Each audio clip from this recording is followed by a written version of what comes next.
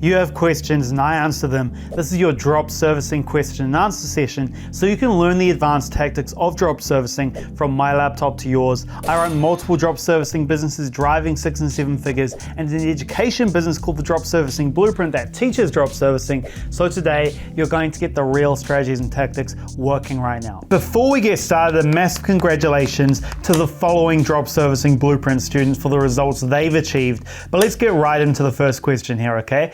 What's the #1 book you recommend we read to be successful in drop servicing? Well, as you can imagine, I have read a lot of books, so you should actually check out this video where I recommend my top 5 books you must read if you want to be successful. However, let me add another one onto that, okay? One of the most important things that you could become good at, not just in drop servicing, but life in general if you want to make money, is sales. A lot of people hate sales and have trouble with it because they feel it's slimy or trickery, but in reality, it's just talking to people and helping them make a decision on whether they should buy something. So the best book for sales specifically you must read for drop servicing is Spin Selling, because it's a bit counterintuitive in comparison to what people think selling is, but more importantly, it's based on real data about what makes the best salespeople get the most results in ultra high ticket situations, you know, huge sums of money. So read that one for sure. I'm worried about starting an online business because I'm afraid of failure. How can I ensure I don't fail if I start my drop servicing business?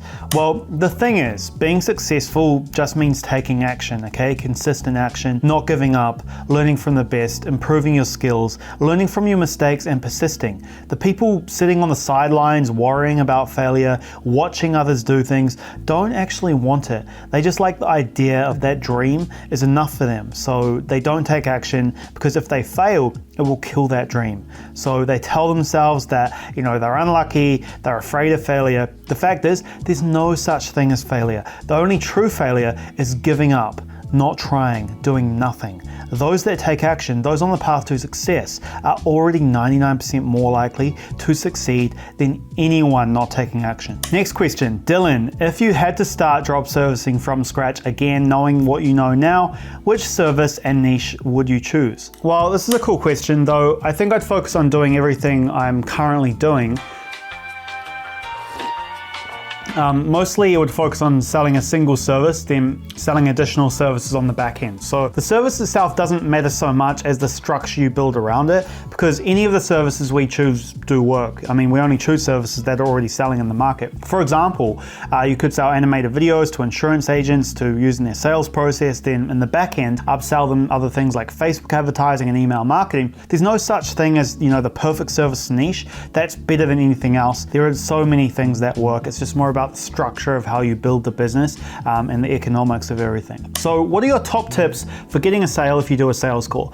Well, when it comes to sales calls, most of my tips again come from that book I mentioned called Spin Selling, so check that out. I basically have implemented that in all of my sales processes, but my main tip is to understand what problems your service solves and then be able to communicate that value to the client in a way that places a lot of urgency and importance on working with you. How do you get clients to pay you 100% upfront? Well, I remember when I started out, you know, I tried all kinds of weird payment plans, including getting them to put 10% down, then 25% down, and so on. This isn't really a tactical issue, but more of a mindset issue. You need to feel comfortable taking large sums of money from strangers, and this only happens with time. So essentially, they pay you 100% upfront because that's just what you tell them to do. However, if they are really against that, you know, now and again they might feel a little bit uncomfortable, then you might do 50% upfront and 50% on delivery upon rare occasions. What kind of services can we sell with drop servicing? Well, essentially any service that someone is providing online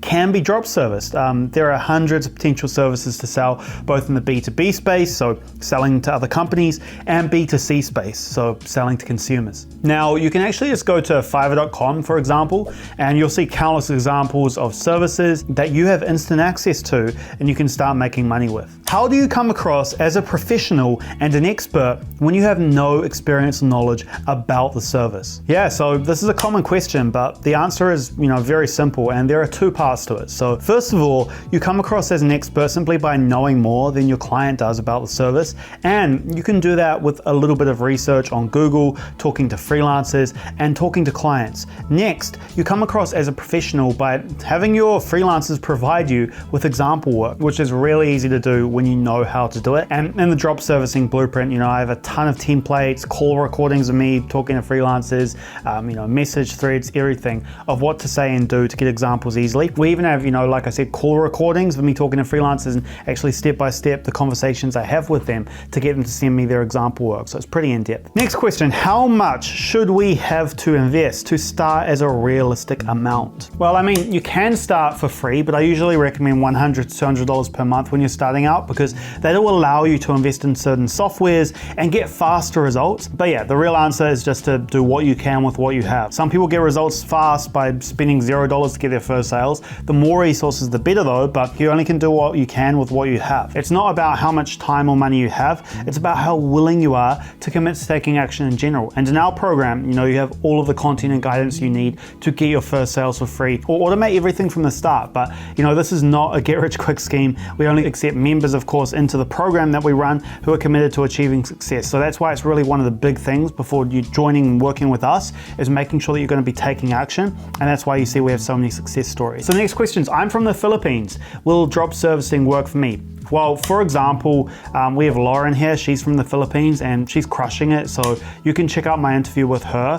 But I get this question quite a lot about, countries around the world. And the answer is the same every time. Of course, some people have it better than others in terms of, their past and current situation, but it can work in almost any country. We have students from over 100 countries at this point getting clients in their home countries and internationally. I have many clients around the world from every continent but Antarctica. Of course, the laws and regulations for doing business are different in each country, so I don't know about that, but it's easy to handle later. What matters most is that you're willing and able to put in the work to build a real online business. What's the number one misconception or truth about drop servicing you could tell that not many people ask about?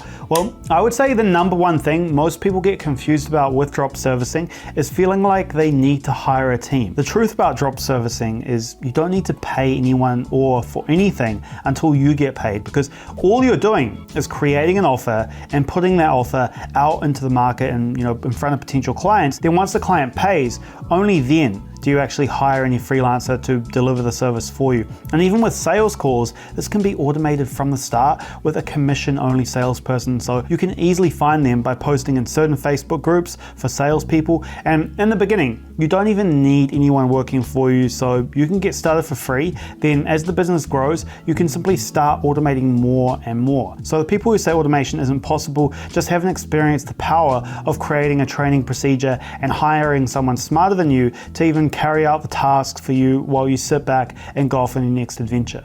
Listen, the video is not over yet. If you want to get more help in terms of a course, coaching, or community for drop servicing, click the link in the description below to learn more. If you haven't already, click subscribe and hit the notification bell right now so you don't miss out on any more of our strategies and tactics to help you make money like this. And comment below any questions at all that you have for me and I'll personally answer you. Now, I recommend what you do now is check out this video here that you see on screen. If you want to go a bit deeper, let's talk over the next video. Talk to you there.